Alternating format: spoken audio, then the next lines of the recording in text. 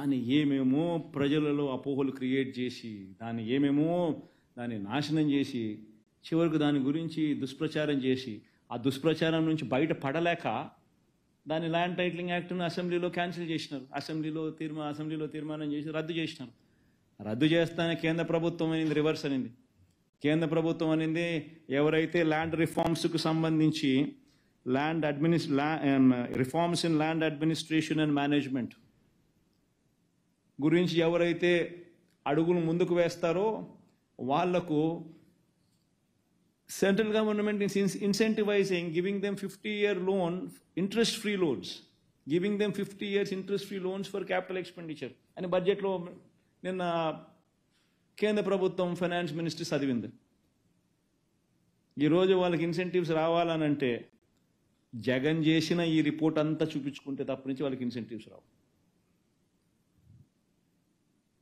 ఒక పని చేసేసరికి ఎందుకు చేస్తా ఉన్నావు? అమెరికాలో ఎందుకు టైటిల్స్లో నీకు కాంప్లికేషన్స్ రావు? ఎందుకు నీకు వెస్ట్రన్ వరల్డ్లో క్రయ విక్రయాలకు సంబంధించి ల్యాండ్ డిస్ప్యూట్స్ ఎందుకు లేవు? ఎందుకనంటే టెక్నాలజీ ద్వారా నువ్వు సర్వేలు 15,000 మంది సర్వేలను ఉపయోగించి రోవర్లు కొని ప్రతి గ్రామ సచివాలయంలో ఇవన్నీ పెట్టి నువ్వు ఇవన్నీ సరిహద్దులను నాటించి రికార్డ్స్ అన్ని అప్గ్రేడ్ చేసి ఈ రికార్డ్స్ అన్ని అప్డేట్ చేసిన రికార్డ్స్ అన్నీ కూడా మళ్ళీ మ్యూటేషన్స్ చేసి మ్యూటేషన్స్ పూర్తి చేసి సబ్ డివిజన్స్ కంప్లీట్ చేసి రికార్డ్స్ అన్ని అప్డేట్ చేసి ఆ సచివాలయంలోనే ఆ రికార్డు పుస్తకం పెట్టి సచివాలయంలోనే నీ రిజిస్ట్రేషన్ చేసుకునే అవకాశం కూడా నీకు కల్పిస్తూ సేవలు అందిస్తూ ఇవన్నీ చేసిన తర్వాత 4 ఏళ్ళు పట్టిన తర్వాత కూల్ ఆఫ్ పీరియడ్ టైం ఇస్తారు.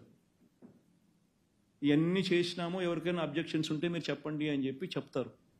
అయిపోయిన తర్వాత ఇప్పుడు 17,000 రెవెన్యూ గ్రామాలకు సంబంధించి ఆల్మోస్ట్ 8,000 రెవెన్యూ గ్రామాలలో వైఎస్ఆర్సీపీ ప్రభుత్వంలోనే కంప్లీట్ చేసినాం ఎక్సర్సైజ్. ఎక్కడ కంప్లైంట్స్ లేవు, ప్రజలందరూ సంతోషంగా ఉన్నారు.